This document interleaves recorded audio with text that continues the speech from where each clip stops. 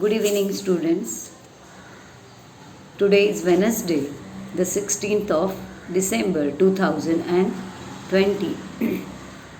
Class, in our this lecture, we are going to see a new topic, page number 69, Unit 3, lesson number 3. I hope that you have all your English books today, and I want you to keep your books open in front of you. You keep your books open in front of you and keep a pen with you. Whenever I tell you the new words and their meanings, I want you to write all the Marathi meanings below those words. मुलांनो, सातवीचं हे जे पुस्तक आहे आपल्याला पुष्कळसे नवीन words याच्यामध्ये सापड जातील. नवीन जसजसे आपण लेसन्स पास जाऊ तसतसे मला आशा आहे की तुम्ही प्रत्येकजण आपल्यासमोर पुस्तक उघडं ठेवणार आहात, कारण आजचा लेसन आपल्याला पुस्तकाशिवाय घेता येणार नाही आहे. आणि पुस्तकात पाहत असताना किंवा मी शिकवत असताना तुमचं बोट त्या प्रत्येक ओळीवरून फिरलं पाहिजे, आणि जिथे जिथे मी नवीन वर्ड्सचे मराठी मिनिंग्स सांगेन ते तुम्ही त्या शब्दाखाली नोट डाऊन करायचे, जसे की गेले 2 वर्ष तुम्ही करत आहात. की जेव्हा पण तुम्ही लेसन हा वाचाल तेव्हा तुम्हाला या नवीन शब्दांचे अर्थ वाचताना तिथल्या तिथे कळावेत. So let's start. Page number 69, Unit 3.3, news analysis. तर न्यूज ॲनालिसिस म्हणजे काय, तर बातम्यांचे विविध प्रकारे केलेले परीक्षण. Many people believe that all that is printed on paper must be true and reliable. But we also come across bits of information or news items that do not match or do not tally with the facts, our own experiences, ideas, etc. It is necessary to think well and carefully about what we read or hear before we form our own opinions. Of course, we must do it with an open mind. काय सांगितलं आहे? Do you all read newspapers every day?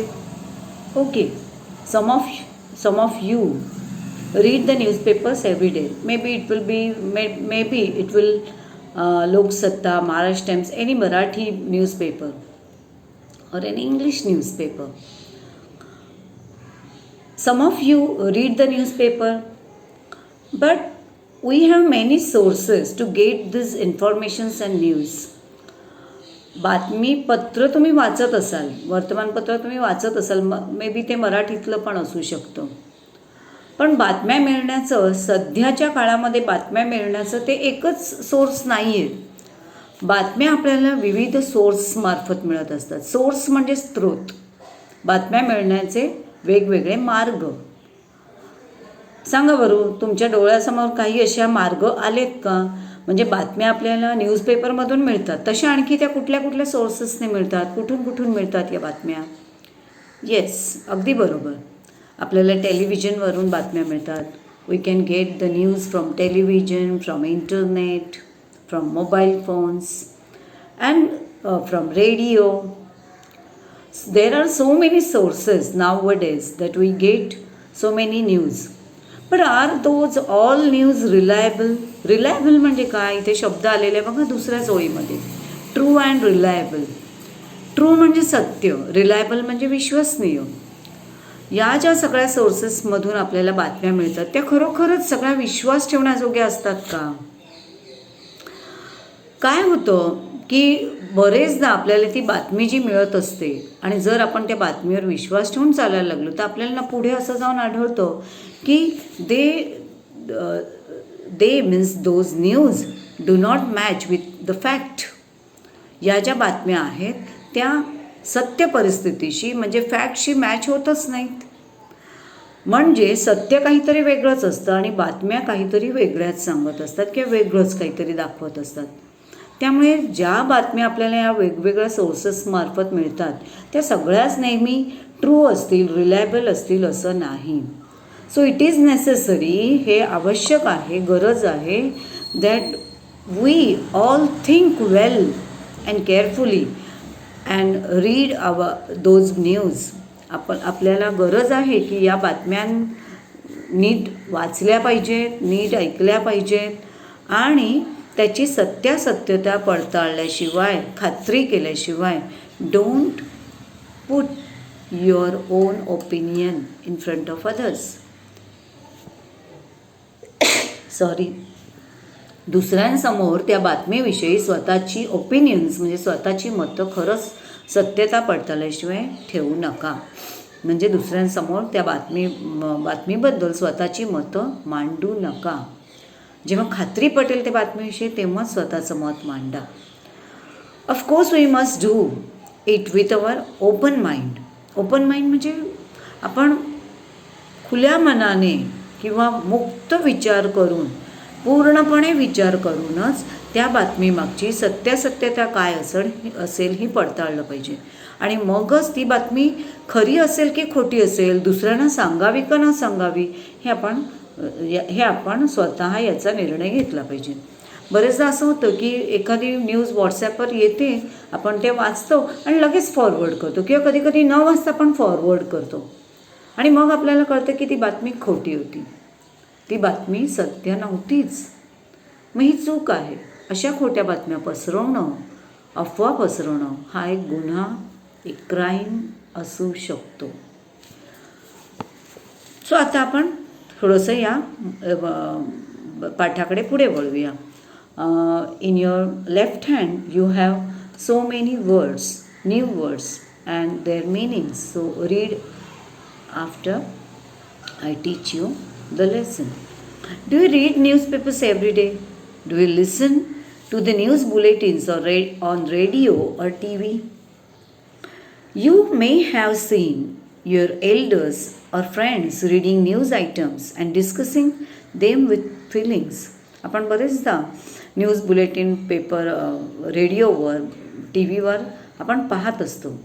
तुम्ही लहान आहात, 11-12 वर्षाची मुलं त्या news कदाचित तेवढ्या अटेंटिव्हली पाहत नसाल किंवा ऐकत नसाल, पण तुमचे जे एल्डर्स आहेत, तुमची जी घरातली जी मोठी माणसं आहेत, वडील, काका वगैरे, ते मात्र या बातम्या, न्यूज बुलेटिन खूप केअरफुली, अटेंटिव्हली ऐकत असतात, पाहत असतात आणि ते पाहून झाल्यानंतर they also discuss on those news with their feelings. त्यांच्या भावना त्या बातम्यांवर ते व्यक्त करत असतात. मे बी त्या भावना ह्या प्रेमळ भावना असतील, चांगल्या भावना असतील, वाईट भावना असतील, रागाच्या भावना असतील, आनंदाच्या असतील, त्या फिलिंग्स ते एकमेकांकडे व्यक्त करत असतात. Do you think about the news that you read or hear? If a piece of news makes you happy, you will say that is good news. If it makes you angry or sad, you will say it is bad news. न्यूजचे अनेक वेगवेगळे प्रकार असू शकतात. Those news which feel you very good feelings, those are good news. ज्या बातम्या तुम्हाला आनंद देतात, those news which you make happy, those are good news. But the news which make you sad, unhappy, those news are bad news. काही चांगल्या बातम्या असतात, काही वाईट बातम्या पण असतात. You may find some news from news items interesting and others uninteresting or even boring. काही वेळा बातम्या काही जणांसाठी इंटरेस्टिंग असलेल्या बातम्या काही जणांसाठी बोरिंग असू शकतात. फॉर एक्झाम्पल, तुमच्यासाठी इंटरेस्टिंग बातम्या कुठल्या असतील रे? आय नो, तुमच्यासाठी क्रिकेटच्या बातम्या खूप इंटरेस्टिंग असतील, बरोबर की नाही? मूवीजबद्दलच्या बातम्या खूप इंटरेस्टिंग असतील. पण पॉलिटिक्सच्या बातम्या तुमच्यासाठी कशा असतील? कदाचित त्या खूप बोरिंग आणि अनइंटरेस्टिंग असतील. तेच काही जणांच्यासाठी, म्हणजे आपली जी एल्डर्स आहेत त्यांच्यासाठी ह्या पॉलिटिक्सच्या बातम्या वगैरे ज्या असतात त्या कशा असतात, किंवा कोरोना संबंधीच्या बातम्या ज्या असतात त्या त्यांच्यासाठी इंटरेस्टिंग असतात, की आज आकडा कमी आला आहे कोरोना बाधितांचा की वाढला आहे. काही जणांसाठी काही बातम्या इंटरेस्टिंग असतात तर काही बातम्या ह्या बोरिंग अनइंटरेस्टिंग असू शकतात. You also have to consider whether a piece of news is reliable or unreliable. Many news items have phrases like according to our sources, authorities say that, an eyewitness account, etc. to convince the readers or viewers that the news is reliable. Or the reporter may simply say, it is learned that, it has come to light that, etc. काय असतं की बरेचदा बातमीचे reliable आणि unreliable असे दोन प्रकार पण पडतात.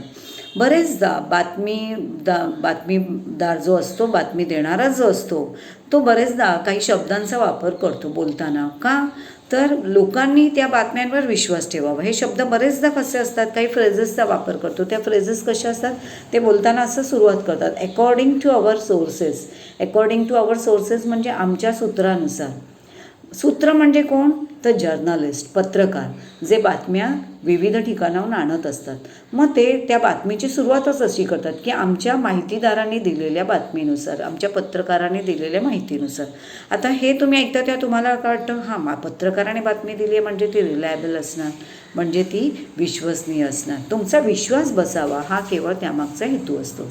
काही वेळा ॲथॉरिटीज से दॅट म्हणतात. ॲथॉरिटीज म्हणजे आमची जी सूत्र आहेत ती सांगतात. अशा प्रकारे वाक्य रचना त्या करत असतात. किंवा काही वेळा आय विटनेस अकाउंट्स म्हणजे आमच्या साक्षीदाराने सांगितल्यानुसार. आय विटनेस म्हणजे डोळ्यांनी पाहिलेला साक्षीदार. म्हणजे कसं, मग असं जर त्या बातमीची सुरुवात केली की आमच्या साक्षीदारानुसार, तर मग तुमचा लगेच त्या बातमीवर विश्वास बसतो की अरे कोणीतरी डोळ्यांनी पाहिलेली आहे म्हणजे ही बातमी नक्कीच खरी असणार असं तुम्हाला वाटत असतं. तर असं नसतं की जरी ह्या बातम्यांच्या सुरुवातीला अशा प्रकारच्या फ्रेजेस वापरलेल्या असल्या तरी त्या बातम्या रिलायबल असतीलच एव्हरी टाईम, असं नाही. मागे एक अशी बातमी व्हॉट्सॲपवर फिरत होती, मला आता जस्ट आठवली म्हणून सांगते, की एक फोटो वगैरे पण दाखवला जात होता की एका अजगराने एका मुलीला गिळलं आहे, अर्धवट गिळलेल्या अवस्थेतली ती मुलगी. आता ही बातमी कितपत खरी असेल, पण ते चित्र पाहिल्यानंतर आपल्याला असं ते वाटत होतं. पण कित्येकदा नंतर लक्षात येतं की चित्र खरी नव्हती, हे फोटो एडिट केलेले फोटो असतात. तर नेहमी बातमीची खातरजमा केल्याशिवाय ती बातमी कधीही फॉरवर्ड करू नका किंवा दुसऱ्याला सांगू नका किंवा पसरवू नका. ती बातमी जर खरी नसेल तर ती अफवा असू शकते. Read the news items in A, B, C and D. You may have heard phrases like breaking news, shocking news, etc. In what other ways can we describe a piece of news? Suggest suitable adjectives. Then form groups of 4 or 5 and discuss the questions given with each piece of news. आता आपल्या समोर news ABCD अशा 4 news येणार आहेत. तर मी आज फक्त A आणि B अशा 2 न्यूजचंच या ठिकाणी आपण काय करणार आहोत, डिस्कशन आणि त्याच्या खालचे प्रश्न आपण सोडवणार आहोत. तर त्या आपण न्यूज पाहूया. आता ह्या न्यूज जेव्हा आपण पाहणार आहोत तर ह्या न्यूजबद्दल बघा, बरेचदा आपल्या न्यूज बुलेटिनमध्ये येतं ब्रेकिंग न्यूज म्हटल्यानंतर आपण कुठे असू तिथून धावत येतो आणि TV समोर उभं राहतो की अरे काय ब्रेकिंग न्यूज असणार आहे. ब्रेकिंग न्यूज म्हणजे अगदी खूपच महत्त्वाची बातमी की आत्तापर्यंत आजच्या दिवसातली सगळ्यात ब्रेकिंग न्यूज, आजच्या दिवसातली बरीच मोठी घडामोड झालेली अशी बातमी असं आपल्याला वाटतं. किंवा कधीकधी शॉकिंग न्यूज असं पण त्याचं टायटल देतात. टायटल म्हणजे त्याचा मथळा देतात. शॉकिंग न्यूज म्हटलं की आपण म्हणतो धक्का देणारी बातमी, शॉक देणारी बातमी असं आपल्याला वाटतं. आणि म्हणून आपण कदाचित कधीकधी त्या बातमीसमोर कान देऊन बसतो, ऐकत राहतो. तर अशा प्रकारच्या बातम्या असू शकतात. आत्ता ज्या आपण 2 बातम्या आजच्या पिरियडला पाहणार आहोत त्या ब्रेकिंग आहेत, शॉकिंग आहेत की आणखी काही टायटल्स आपल्याला त्यांना देता येतील ते आपण आता पाहूया. कित्येकदा लेटेस्ट न्यूज म्हणजे नुकतीच आत्ताच आलेली बातमी. बघा कित्येकदा त्या वार्ताहर बोलत असतात, बातम्या देणाऱ्या बातमीदार बोलत असतो, नुकतीच आलेली एक बातमी, आत्ताच आलेल्या बातमीनुसार असं म्हणत असतात. म्हणजे ती बातमी खूपच ताजी असते असं त्यांचं म्हणणं असतं. हॅप्पी न्यूज असतात, गुड न्यूज असतात, सॅड न्यूज असतात, इंटरेस्टिंग न्यूज असतात, बोरिंग न्यूज असतात, करंट न्यूज, करंट म्हणजे चालू घडामोडींवर आधारित बातम्या, त्याला करंट न्यूज म्हणतात. म्हणजे जसं की आता शेतकरी आंदोलन चालू आहेत, मग शेतकरी आंदोलनाबाबतच्या जेवढ्या बातम्या येतील त्या सगळ्या करंट न्यूजमध्ये आपण त्याचं नामकरण करू शकतो. त्याला मथळा टायटल आपण देऊ शकतो. किंवा कोविड-19चं जे पॅन्डेमिक सुरू आहे, पॅन्डेमिक म्हणजे साथीचा जो आजार सुरू आहे, त्या कोविड-19विषयीच्या बातम्यासुद्धा करंट न्यूजमध्ये आपण त्याचं वर्गीकरण करू शकतो. त्याला टायटल देऊ शकतो करंट न्यूज. सिटी न्यूज असतात, गावाकडच्या बातम्या असतात, शहराकडच्या बातम्या, हल्ली वेगवेगळ्या प्रकारच्या बातम्यांचे मथळे येत असतात. शॉकिंग न्यूज, बिग न्यूज किंवा हार्टनिंग न्यूज. हार्टनिंग न्यूज म्हणजे असं असतं की हृदय हेलावून सोडणारी बातमी, हृदयाचा थरकाप उडवणारी बातमी. अशा वेगवेगळ्या प्रकारचे मथळे असलेल्या, टायटल्स असलेल्या बातम्या असू शकतात. So let's move to our first news. बघूया की ही बातमी यापैकी कुठला मथळा त्याला देता येईल, कुठलं टायटल देता येईल, की यापैकी कुठलंच टायटल न देता काही वेगळं टायटल तुम्हाला सुचत असेल तर ते सुद्धा तुम्ही मला कळवू शकता.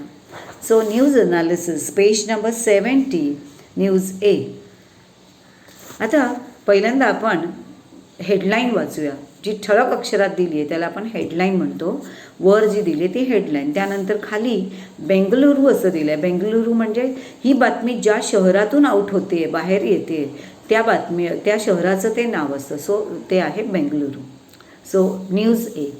नीट ऐका आणि तुमचं बोट त्या बातमीवर फिरतं ठेवा. Headline, news headline.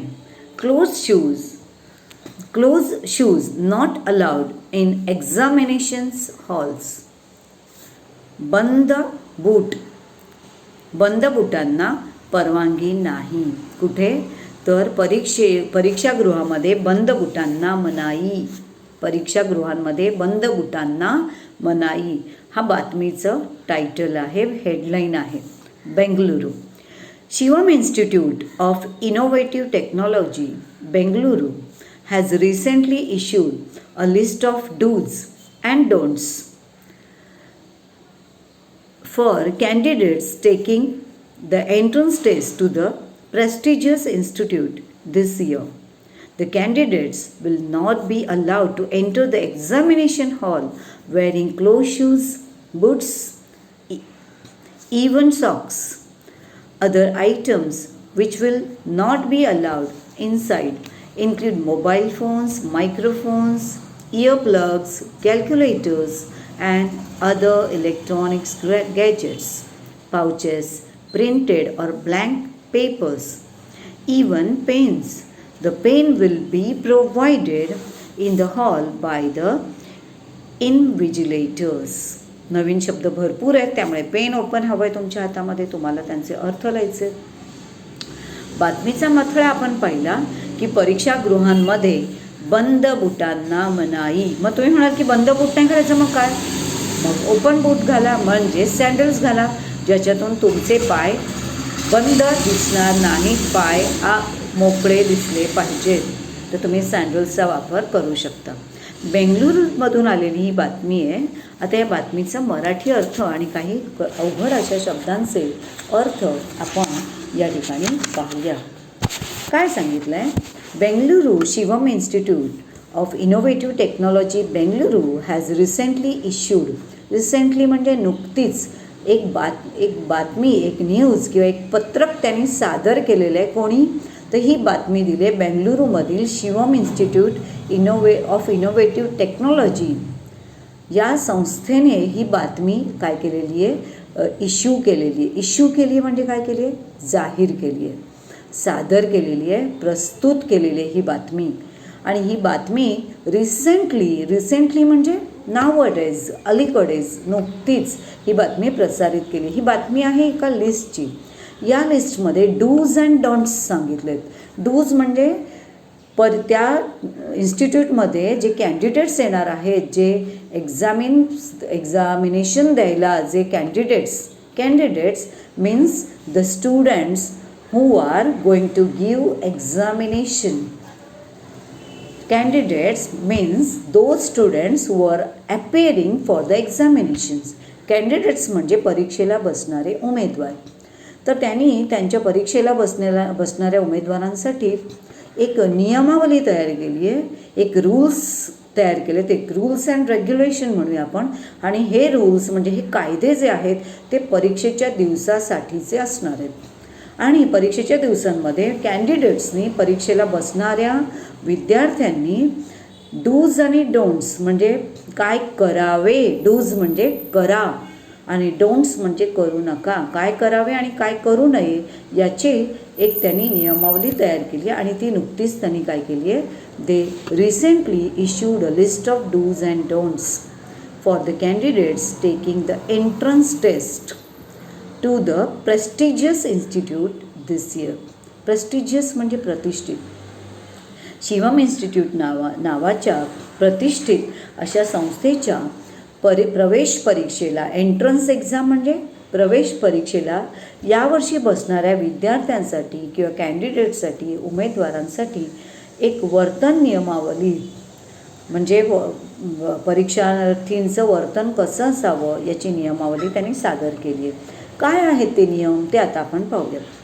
Second para, the candidates will not be allowed to enter the examination hall wearing close shoes. जे कॅन्डिडेट्स म्हणजे जे स्टुडंट्स त्या परीक्षेला बसू इच्छित आहेत त्यांना त्या एक्झामिनेशन हॉलमध्ये बंद बूट घालून येण्याची परमिशन नाही. They are not allowed. Not allowed, permission नाही, no permission. Not allowed to enter examination hall wearing close shoes, बंद बूट घालून येण्याची परवानगी नाही. बूट पण घालून यायचे नाहीत. इवन सॉक्ससुद्धा घालून यायचे नाहीत. का असेल रे असं, येतं आहे लक्षात? Yes, to prevent the copying. कॉपीला प्रतिबंध करण्यासाठी. कारण आपण बघतो की मुलं कॉपी करण्यासाठी विविध गैरमार्ग अवलंबतात. त्यातला हे काही गैरमार्ग आहेत की शूजमध्ये, सॉक्समध्ये काही चिट्स लपवून काही कॅन्डिडेट्स आणू शकतात, म्हणून त्यांनी बूट घालूनच यायचे नाही आणि सॉक्स पण नाही घालायचे. Other items which will not be allowed, आणखी पण काही आयटम्स या विद्यार्थ्यांनी परीक्षागृहामध्ये येताना आणू नयेत असं सांगितलेलं आहे. Not be allowed inside include mobile phones. Mobile phones आणायचे नाही आहेत त्या मुलांनी परीक्षागृहामध्ये येताना. त्यानंतर मायक्रोफोन्स आणायचे नाही आहेत. मायक्रोफोन्स आणायचे नाही आहेत. तुम्हाला सगळ्यांना माहिती आहे हे सगळे मायक्रोफोन्स आहेत, कारण की हे मुलांनी परीक्षागृहामध्ये येताना आणायचे नाही आहेत. त्याशिवाय इयर प्लग्ज आणायचे नाही आहेत. अशा प्रकारचे इयर प्लग्ज जे असतात किंवा कानापुरतेच मर्यादित असणारे इयर प्लग्स पण मुलांना घालून यायला परमिशन नाही. मुलांनी कॅल्क्युलेटर्स म्हणजे जे गणकयंत्र असतं, गणितं सोडवणारं, ते कॅल्क्युलेटरसुद्धा आणायचं नाही आहे. सध्या मोबाईलमध्येच कॅल्क्युलेटर असल्यामुळे माझ्याकडे आता कॅल्क्युलेटर नाही, त्यामुळे मी ते तुम्हाला दाखवू शकत नाही. So calculators and other electronic gadgets किंवा इतर इलेक्ट्रॉनिक गॅजेट्स म्हणजे उपकरणं. आता गॅजेट्सचं स्पेलिंग काय दिलं आहे ते तिथे बघा, GADGETS. तुम्ही उच्चार करताना पटकन म्हणाल गॅडजेट्स. गॅडजेट्स नाही, इथे डी जो आहे तो सायलेंट आहे. जसा ब्रिजमध्ये डी सायलेंट असतो तसा. सो तो शब्द आहे गॅजेट्स. गॅजेट्स म्हणजे उपकरणं. इलेक्ट्रॉनिक उपकरणं कुठलीही आणायला परमिशन नाही. पाउचेस, कुठल्याही प्रकारची पाकिटं आणायची नाहीत मुलांनी. अगदी मुलांनी अशा प्रकारचे पेनाचे पाउचेससुद्धा आणायचे नाही. They are not allowed to bring all these things.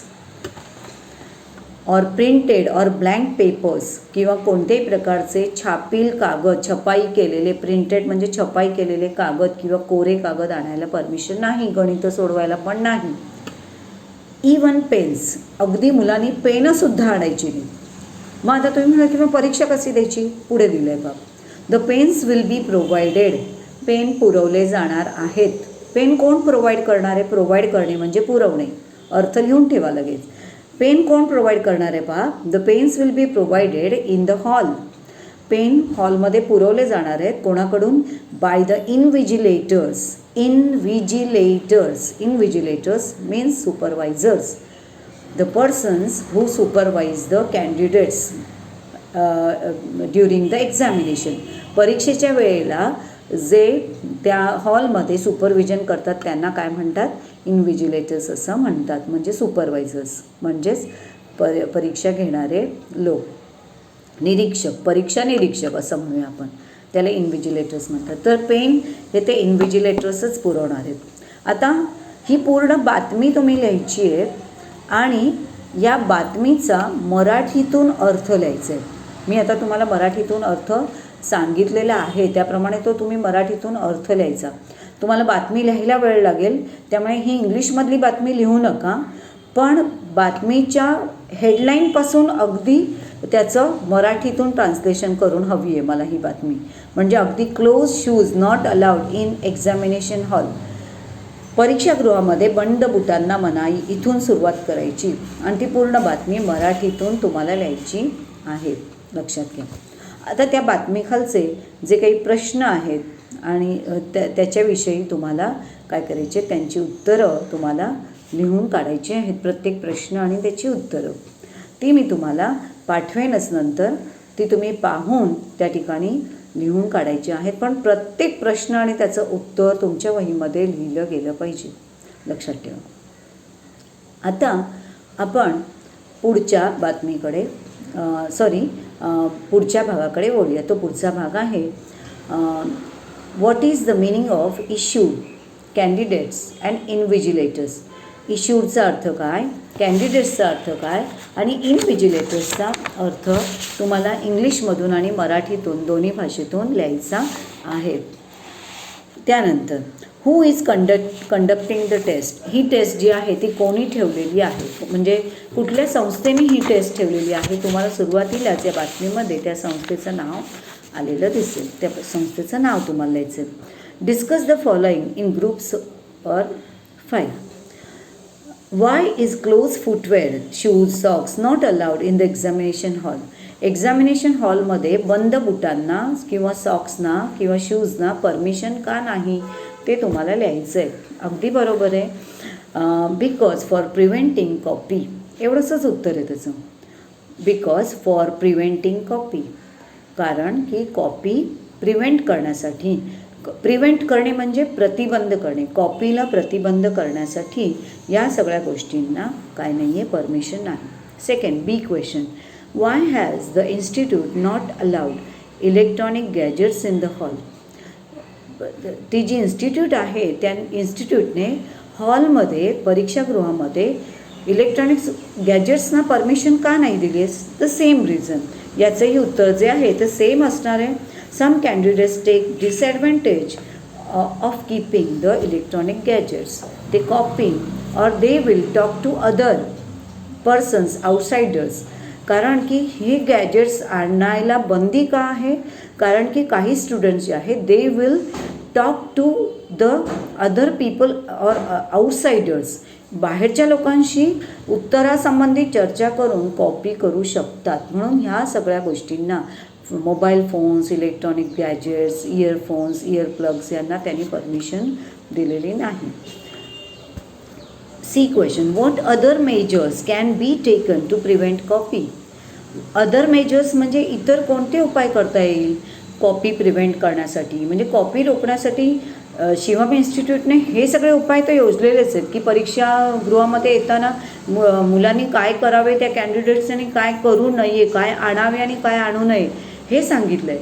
पण तुम्हाला आणखी असे काही उपाय सुचतात का की कॉपी करू नये मुलांनी, म्हणून काय करता येईल. तुम्ही या ठिकाणी सुचवू शकता की तुम्ही या ठिकाणी सांगू शकता की स्ट्रिक्ट सुपरविजन करू शकतो आपण, म्हणजे सुपरविजन जे आहे ते खूप कडक करू शकतो. CCTV कॅमेराजचा वापर करू शकतो. सो तुम्ही तिथे ते शब्द लिहू शकता.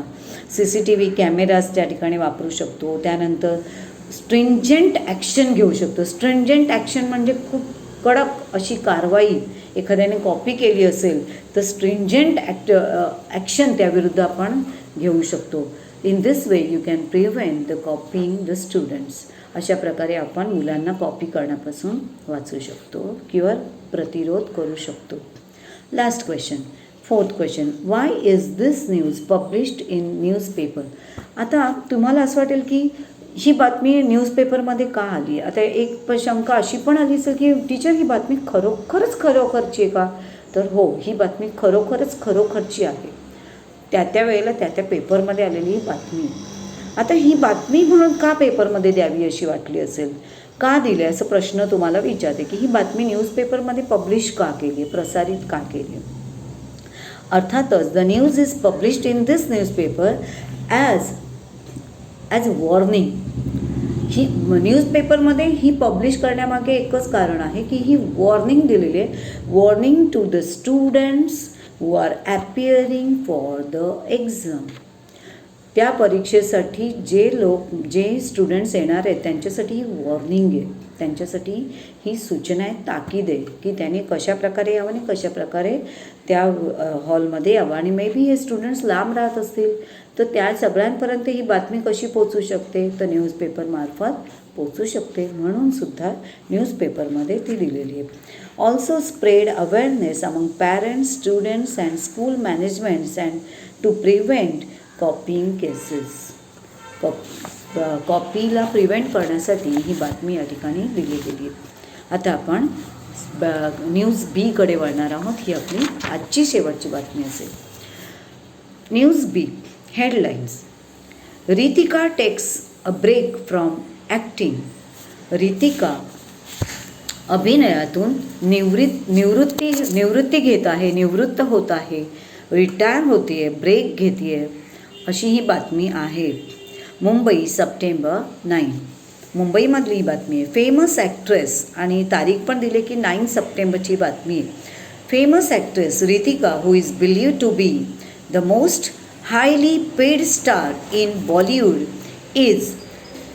is all set to break the hearts of her fans. In an informal chat with journalists, she revealed that she will not sign any more films after completing the big budget movie Ant next month. She refused to give any reasons for her decision. However, sources close to her reveal that now she wants to make a career in politics. बातमीचे headline काय आहे की रितिकाने घेतली अभिनयातून निवृत्ती. रितिका अभिनयातून निवृत्ती घेत आहे. Mumbai September 9ची ही बातमी आहे. फेमस ॲक्ट्रेस, सुप्रसिद्ध तारका, सुप्रसिद्ध कलाकार Ritika ji who is believed to be the most highly paid. तर हायली पेड म्हणजे काय? हायली पेड म्हणजे अशी ॲक्ट्रेस बॉलिवूडमधली, बॉलिवूड म्हणजे चित्रनगरीला, सिनेसृष्टीला बॉलिवूड हा शब्द आहे.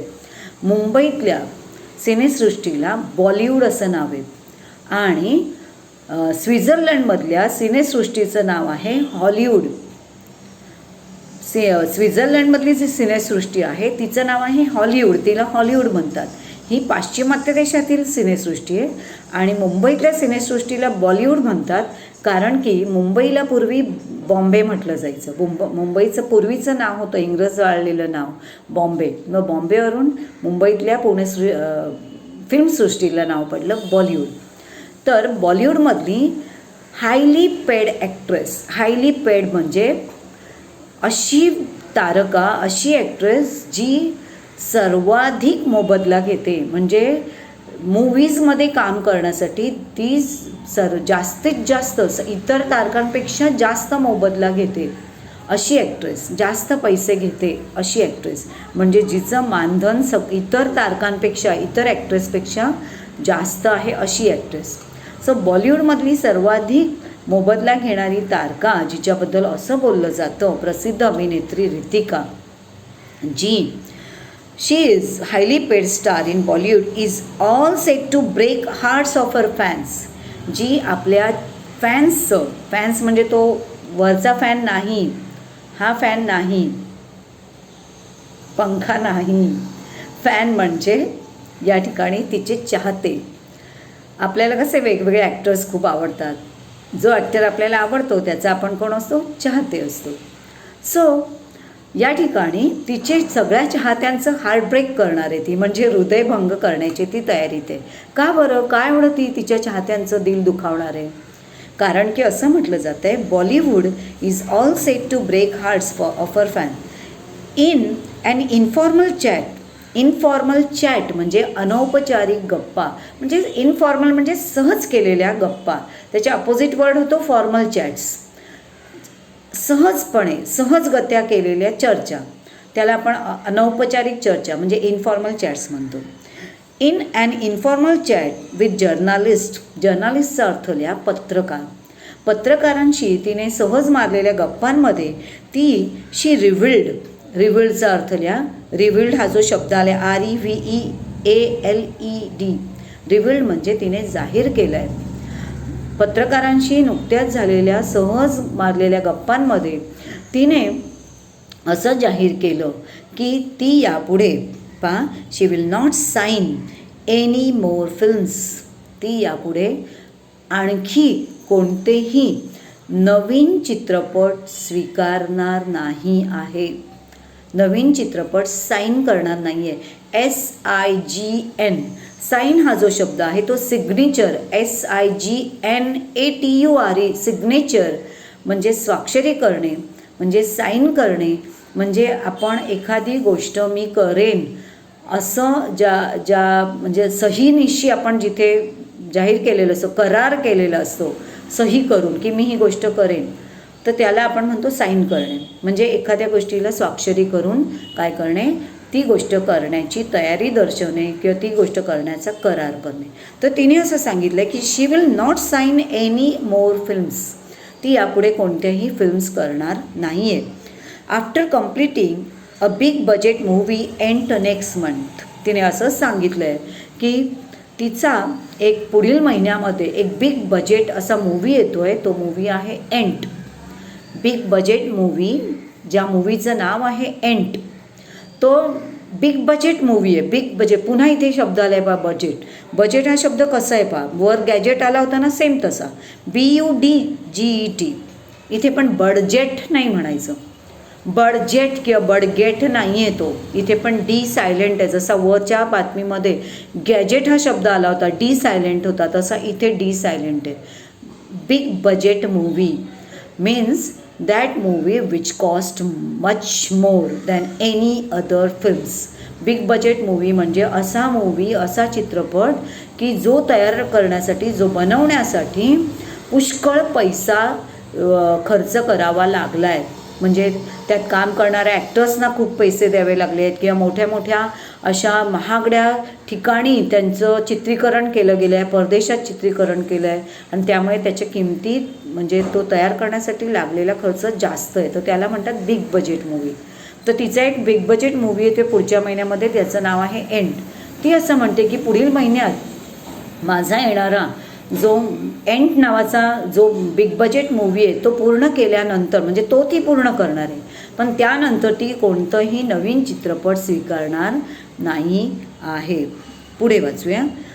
शी रिफ्युज्ड, दुसऱ्या राईट साईडकडच्या भागामध्ये थर्ड लाईन. शी रिफ्युज्ड म्हणजे तिने नकार दिलेला आहे. तिने नकार दिलेला आहे. रिफ्यूज म्हणजे नकार देणे. She refuse to give any reasons for her decision म्हणजे निर्णय. तिच्या या निर्णयाचा, तिने हा असा निर्णय का घेतला आहे त्याचं कोणतंही रिझन, कारण देण्यास तिने नकार दिलेला आहे. या निर्णयामागील कोणतंही कारण देण्यास तिने स्पष्ट नकार दिलेला आहे. However sources close to her, तरीही असे काही सोर्सेस जे अगदी आपण जे सोर्सेस म्हणजे काय, तर तिच्या नजीकची माणसं, तिच्या जवळची माणसं, the people who are very nearest to her, तिच्या त्या जवळच्या लोकांनी सांगितलं आहे. The sources close to her reveal, तिच्या जवळच्या सूत्रांनी असं जाहीर केलं आहे, रिव्हील केलं आहे म्हणजे जाहीर केलं आहे, दॅट नाव she wants to make a career in politics. त्यांनी सांगितलं आहे की आता ती यापुढे पॉलिटिक्समध्ये म्हणजे पॉलिटिक्स म्हणजे राजकारणामध्ये ती आता सक्रिय होणार आहे.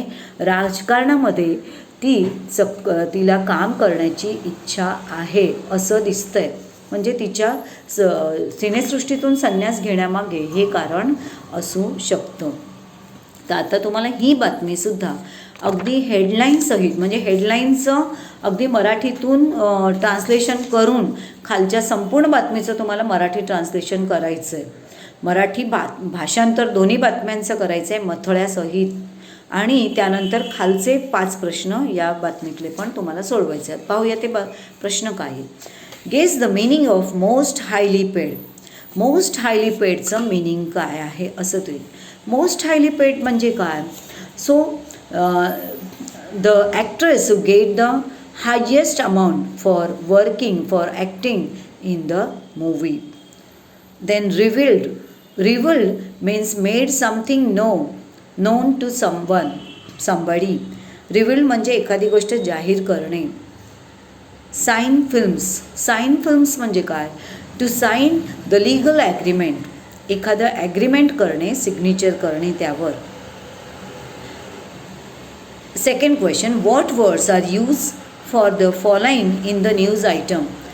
या न्यूजमध्ये फिल्म इंडस्ट्रीसाठी म्हणजे खाली ए आणि बी जे दिले त्याच्यासाठी कुठला वर्ड आलेला आहे तो सांगायचा. म्हणजे त्याला समानार्थी शब्द कुठला आला आहे बातमीमध्ये. फॉर एक्झाम्पल फिल्म इंडस्ट्रीसाठी कुठला शब्द आला आहे. मुंबईतल्या फिल्म इंडस्ट्रीसाठी नुकताच सांगितला मी, तिथे शब्द आला आहे बॉलिवूड 3rd लाईनमध्ये. सो इथे याचा आन्सर येणार आहे Bollywood.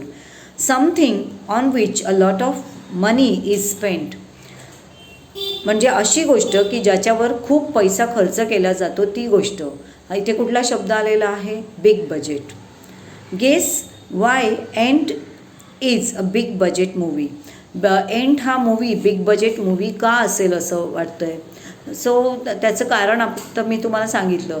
Because cast of the movie must be very famous stars. Their fees must be very highly expenses और टेक्नॉलॉजी फ्रॉम फॉरेन कंट्रीज और shooting in the foreign countries और fabulous locations must have cost the producer heavily. So हे तुम्ही त्याचं उत्तर सांगू शकता की तो बिग बजेट मूवी का आहे.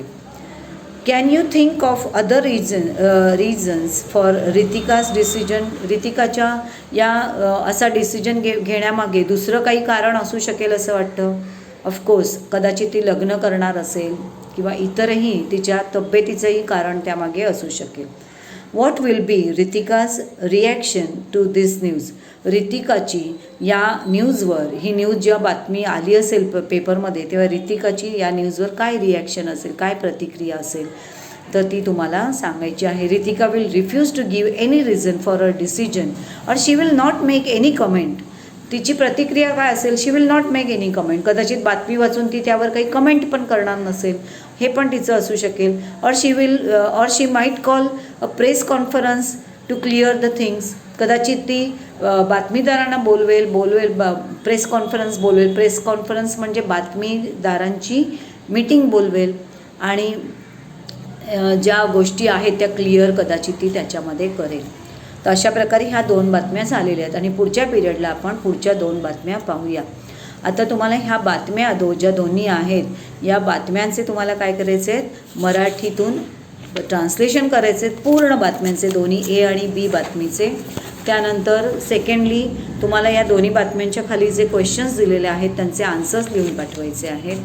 आणि पेज नंबर 69वर जो मार्जिन आहे लेफ्ट साईडला त्या मार्जिनमध्ये with filling, authorities, eye witness आणि अकाउंट यांचे जे इंग्लिश अर्थ दिलेले आहेत ते अर्थ पण लिहून काढायचे आहेत. सो आय होप तुम्हाला या दोन्ही बातम्या व्यवस्थित कळलेल्या असतील आणि मी तुमच्या अभ्यासाची वाट पाहते. मुलांनो, अभ्यास नियमितपणे करून पाठवा. क वर्गाचे विद्यार्थी मोस्टली अभ्यास पाठवत नाही आहेत तर त्यांची गैरहजेरी लागते, लक्षात घ्या. जर तुम्हाला 2 विषयांचा अभ्यास पाठवण्यात उशीर होत असेल तरी पण फार तर जास्तीत जास्त अगदी आजच्या आज अभ्यास पाठवा किंवा उद्या म्हणजे गुरुवारी सकाळी 11च्या आत तुम्हाला हा अभ्यास पाठवता आलाच पाहिजे. तर मी तुमच्या अभ्यासाची वाट पाहते. त्यानंतर येणारे अभ्यास तपासले तर जातील परंतु हजेरी मांडली जाणार नाही, कारण 11च्या आधी मला तुमची प्रेझेंटी पाठवायची आहे आणि प्रेझेंटी मी तेव्हाच लावते जेव्हा तुमचा होमवर्क माझ्यापर्यंत व्यवस्थित पोचतो, पूर्णपणे पोचतो. So good bye.